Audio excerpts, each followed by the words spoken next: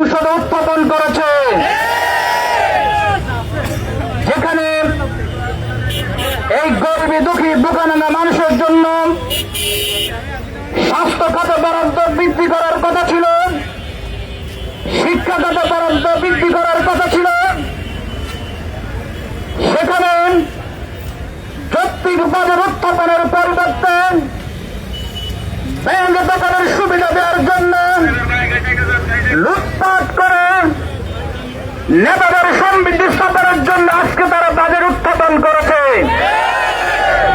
তার অংশ হিসেবে, তাৎক্ষণিক প্রতিক্রিয়ার অংশ হিসেবে বাংলাদেশ জামায়াত ইসলামী ঢাকা মহানগরী উত্তরের উদ্যোগে আজকের এই মিছিল পূর্ব সমাবেশে এ পর্যায়ে আমাদের সামনে সংক্ষিপ্ত বক্তব্য রাখছেন ইসলামী ছাত্র শিবিরের সাবেক কেন্দ্রীয় সভাপতি, কেন্দ্রীয় মজলিসের অন্যতম সদস্য, ঢাকা মহানগরী উত্তরের সংগ্রামী সহকারী সেক্রেটারি, সংগ্রামী জননেতা জনাব ডাক্তার মোহাম্মদ ফখরুদ্দিন মানিক। আউযু বিল্লাহি মিনাশ শাইতানির রাজীম। বিসমিল্লাহির রহমানির রহিম। বাংলাদেশ জামায়াত ইসলামী ঢাকা মহানগরী উত্তরের উদ্যোগে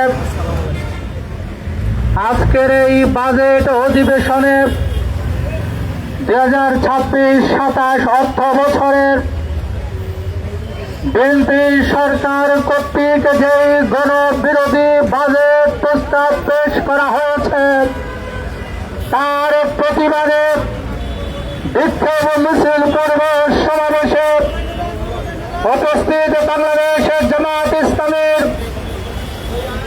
কেন্দ্রীয় মজলিস শুরার অন্যতম সদস্য, ঢাকা মহানগর উত্তরের সহকারী সেক্রেটারি জননেতা জনাব নাজিমউদ্দিন মোল্লা, উপস্থিত আছেন বাংলাদেশের জামায়াত ইসলামীর কেন্দ্রীয় মজলিস শুরার সদস্য, ঢাকা মহানগর উত্তরের সহকারী সেক্রেটারি, শহীদ বাংলাদেশ ইসলামী ছাত্র শিবিরের সাবেক কেন্দ্রীয় সভাপতি জননেতা ইয়াসির আরাফাত, বাংলাদেশের জামায়াত ইসলামীর ঢাকা মহানগর উত্তরের কর্ম পরিষদ সদস্য, সাবেক ছাত্র নেতা, মহানগরীর প্রচার সম্পাদক আতাউর রহমান সরকার, মহানগরী এবং থানা পর্যায়ের নেতৃবৃন্দ, সংগ্রামী উপস্থিতি,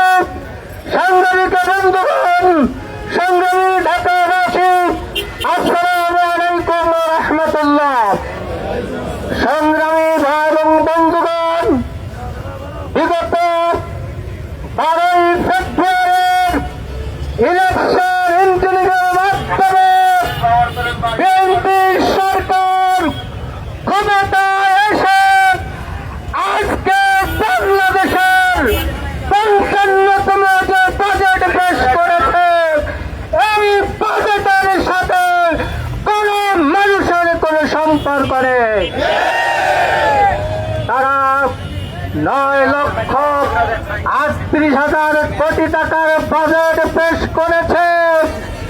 এই বাজেট উচ্চ বিলাসী বাজেট, এই বাজেট ঋণ নির্ভর বাজেট, এই বাজেট ঘাটতি বাজেট, যেই বাজেট দিয়ে কোন মানুষের বাক্য পরিবর্তনের কোন সম্ভাবনা নেই।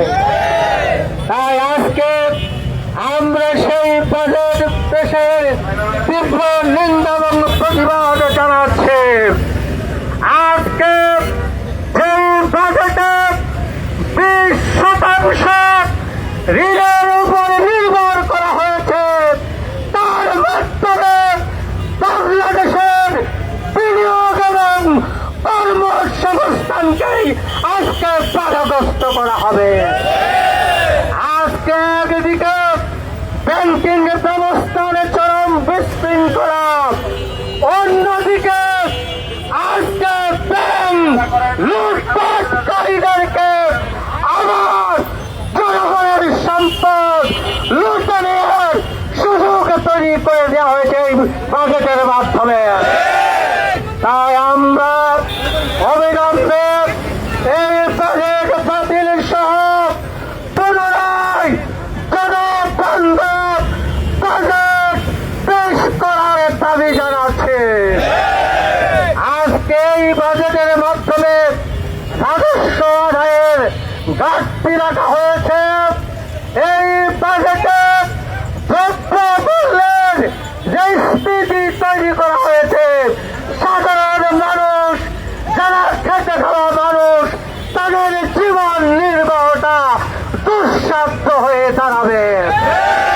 সংগ্রামী ভাই এবং বন্ধুগণ, তাই আজকে আমাদের এই প্রতিবাদ সমাবেশ থেকে এই বাজেট পুনর্বিবেচনার মাধ্যমে বাংলাদেশের যারা অর্থনৈতিকভাবে বিশেষজ্ঞ রয়েছেন, আজকে বাংলাদেশের যারা রাজনৈতিক নেতৃবৃন্দ রয়েছেন, তাদের সবার সাথে সমন্বয় করে জনবান্ধব ব্যাংকিং ব্যবস্থাকে সচল করে লুটেরাদের কাছ থেকে ব্যাংকের অর্থ যারা আত্মসাৎ করেছেন, শেয়ার বাজারকে যারা লুটপাট করেছেন, সেই অর্থ আদায়ের ব্যবস্থা এখানে সংযোজন করতে হবে, দ্রব্যমূল্য নিয়ন্ত্রণ করতে হবে, বিদেশি বিনিয়োগ সব দেশি বিনিয়োগকে কার্যকর করতে হবে,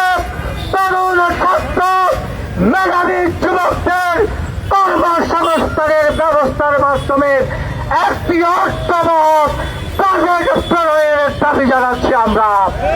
এখন আজকের এই সমাবেশ আগামী দিনে দেশ বিরোধী, স্বাধীনতা বিরোধী, জাতি বিরোধী যে কোনো কর্মকাণ্ডে অংশগ্রহণের জন্য সবাইকে আহ্বান জানিয়ে আমার বক্তব্য এখানে শেষ করছি। আসসালামু আলাইকুম ওয়া রাহমাতুল্লাহ। সংগ্রামী ভাই এবং বন্ধুগণ, আজকে জাতীয় সংসদে বিএনপি সরকারের পক্ষ থেকে মাননীয় অর্থমন্ত্রী যে বাজেট পেশ করেছেন, আমরা যদি পূর্বের দিকে ফিরে তাকাই, বেশিবাদী শাসন আমলে আওয়ামী লীগ যে প্রক্রিয়ায় বাজেট পেশ করেন, তার নেতা কর্মীদের লুটপাটের সুযোগ করে দেয়। আজকে বিএনপি সরকার বাজেট পেশের মাধ্যমে তাদের নেতা কর্মীদের লুটপাটের রাস্তাকে উন্মুক্ত করেছে। আমরা চাই বাজেটে সংশোধন করে জনবান্ধব বাজেটে পরিণত করবেন। সেক্ষেত্রে প্রধান বিরোধী দল বাংলাদেশ জামাত ইসলামীর পক্ষ থেকে যে ছায়া বাজেট পেশ করা হয়েছে, সেটিকে অনুসরণ করতে পারলেন এদেশের অর্থনীতি সমৃদ্ধ হবে, জনগণের দ্রব্যমূল্য নাগালের মধ্যে থাকবে। এ পর্যায়ে বক্তব্য রাখছেন বাংলাদেশ জামাত ইসলামীর সংগ্রামী কেন্দ্রীয় মন্ত্রিসভার অন্যতম সদস্য, ঢাকা মহানগরী উত্তরের সংগ্রামী সহকারী সেক্রেটারি, সংগ্রামী জননেতা প্রকৌশলী জনাব নাজিমউদ্দিন মোল্লা। আউযু বিল্লাহি মিনাশ শাইতানির রাজিম। বিসমিল্লাহির রহমানির রহিম। আজকে বাজেট প্রতিক্রিয়ার উপলক্ষে আয়োজিত ঢাকা মহানগরী উত্তর আয়োজিত আজকের এই মিছিল পূর্ব সমাবেশের উপস্থিত ঢাকা মহানগরী উত্তরের সহকারী সেক্রেটারি, কেন্দ্রীয় মন্ত্রিসভার সদস্য জনাব ডাক্তার ফখরুদ্দিন মানিক, ঢাকা মহানগরী উত্তরের সহকারী সেক্রেটারি, শিবিরের সাবেক কেন্দ্রীয় সভাপতি জনাব ইয়াসিন আরাফাত সহ মহানগরী এবং বিভিন্ন পর্যায়ের নেতৃবৃন্দ, উপস্থিত ভাইয়েরা, প্রিয় দেশবাসী, আসসালামু আলাইকুম ওয়া রাহমাতুল্লাহি ওয়া বারাকাতুহু।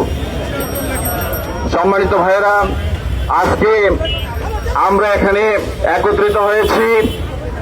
আপনারা জানেন আজকে বাজেট অধিবেশনে জাতীয় সংসদে বর্তমান ক্ষমতাসীন সরকার কর্তৃক বাজেট উপস্থাপন করা হয়েছে। তারা 9,38,000 কোটি টাকার বাজেট সংসদে উত্থাপন করেছেন। তারা পাচ্ছেন যে ইতিহাসের সবচেয়ে বড় একটা বাজেট উপস্থাপন করেছেন। বড় একটা বাজেট উত্থাপন করতে পেরে তাদের মধ্যে তারা কেউ কেউ হয়তো আত্মতৃপ্তিতে ভুগছেন। কিন্তু আমি বলবো যে বাজেট আপনারা উত্থাপন করেছেন, এই বাজেটকে বাস্তবায়ন করার মধ্য দিয়ে যেদিন আপনারা দেশের গণমানুষের কল্যাণে কাজ করতে পারবেন, সেদিনই আপনারা সেই তৃপ্তি জগৎ ফেলতে পারবেন।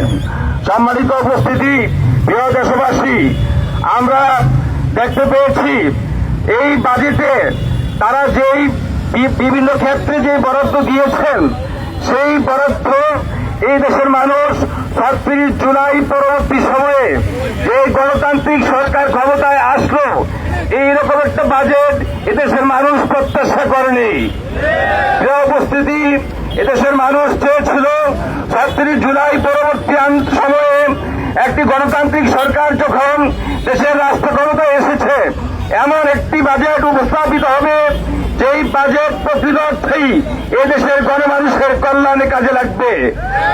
সম্মানিত উপস্থিতি, আমরা বলতে চাই, যারা এই বাজেট উপস্থাপন করেছেন, তারা যদি এই বাজেটকে বাস্তবায়ন করতে চায় এবং এই দেশের মানুষের কল্যাণ করতে চায়, সর্বপ্রথম প্রয়োজন মানুষের ঐক্য এবং দেশবাসীকে সাথে নিয়ে বাজেট বাস্তবায়ন, দেশের উন্নয়নে কাজ করা। কিন্তু আমরা কি দেখতে পাই, ক্ষমতা এসেছে মাত্র 3 মাস। 3 মাসের মধ্যেই দেশের মানুষকে ঐক্যের পরিবর্তে দেশের মানুষের মধ্যে তারা বিভাজন সৃষ্টি করেছে। আপনারা দেখেছেন বাংলাদেশের মধ্যে সবচেয়ে একটি শক্তিশালী ব্যাংক বিগত ফ্যাসিস্ট সময়ের আমলে যারা দখল করে নিয়ে আমাদের শুধু ইসলামী ব্যাংক ব্যবস্থাই নয়, এদেশের মানুষকে, এদেশের অর্থনীতিকে নস্বাত করার চেষ্টা করেছিল, তারাও তাদেরই পদাঙ্ক অনুসরণ করে ক্ষমতার মাত্র 3 মাস পরেই তারা সেই ব্যাংকের উপর হস্তক্ষেপ করেছে। আপনারা দেখতে পেরেছেন। আমি স্পষ্ট ভাষায় আজকের আমাদের এই প্রতিবাদ, আমাদের তাৎক্ষণিক প্রতিক্রিয়া সমাবেশ থেকে দেশের প্রধানমন্ত্রীর প্রতি আহ্বান জানাতে চাই, আপনি একটু তাকিয়ে দেখুন ইসলামী ব্যাংকের বিভিন্ন শাখাগুলোতে আপনারা হস্তক্ষেপ করার পর যে অবস্থা সৃষ্টি হয়েছে।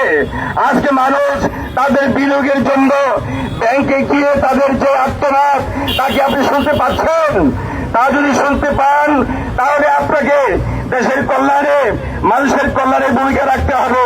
দেশের মানুষকে ঐক্যবদ্ধ করতে হবে, সকলকে সাথে নিয়ে। এই দেশের মানুষ কি চায়? ছাত্র আন্দোলন যারা করেছেন, জুলাই যোদ্ধাদেরকে সাথে নিয়ে, আমি জানি না জুলাই যোদ্ধাদের জন্য এই বাজেটে কতটুকু বরাদ্দ করা হয়েছে।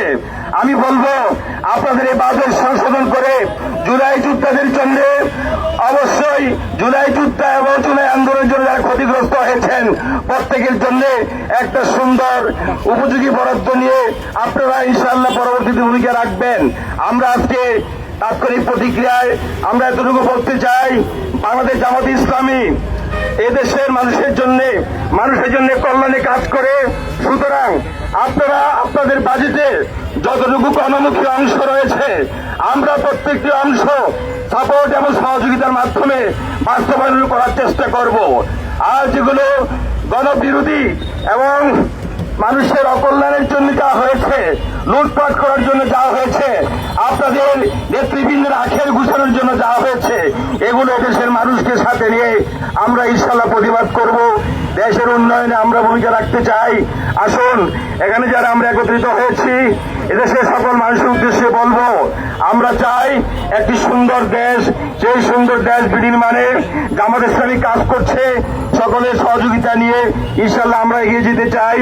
আমরা আজকের এই প্রতিক্রিয়া সমাবেশ থেকে সরকারের শুভবুদ্ধি উদয় হোক, দেশের কল্যাণে তারা কাজ করুক, সেই প্রত্যাশা রেখে যারা আজকে এখানে এসেছেন সকলকে আন্তরিক ধন্যবাদ জানিয়ে আগামী দিনের এ ধরনের দেশ গঠনমূলক প্রতিটি কর্মসূচিতে অংশগ্রহণের প্রত্যাশা রেখে এখন আমি আমার কথাখানি শেষ করছি।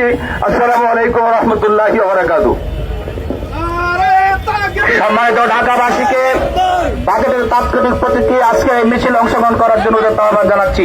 নেতৃবৃন্দ সামনে গেলেই তারপরে মিছিল শুরু হবে ইনশাআল্লাহ।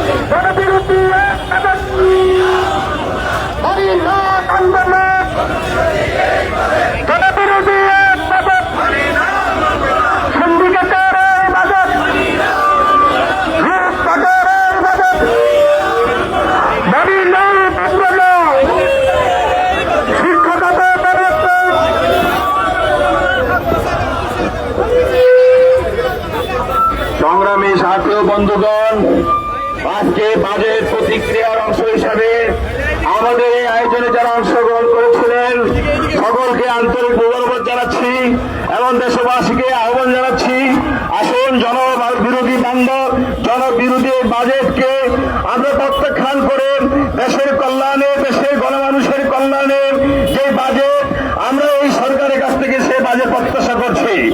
আর এই দেশকে উন্নয়নের জন্য বাজেট অনুযায়ী দেশকে পরিচালনা করার জন্য আজকে সুশাসন সবচেয়ে বড় হচ্ছে সুশাসন। আজকের এই সুশাসনের জন্য এদেশের মানুষ অনেক আন্দোলন করেছে, ৩৬ জুলাই সংগঠিত হয়েছে। আমরা চাই সুশাসনের মধ্য দিয়ে আমরা এমন একটি দেশ গড়ব যেখানে সকল মানুষ তাদের অধিকার ফিরে পাবে। সেজন্য আসুন সরকারকে বলবো সুশাসন প্রতিষ্ঠার লক্ষ্যে এদেশের সকল রাজনৈতিক নেতৃবৃন্দ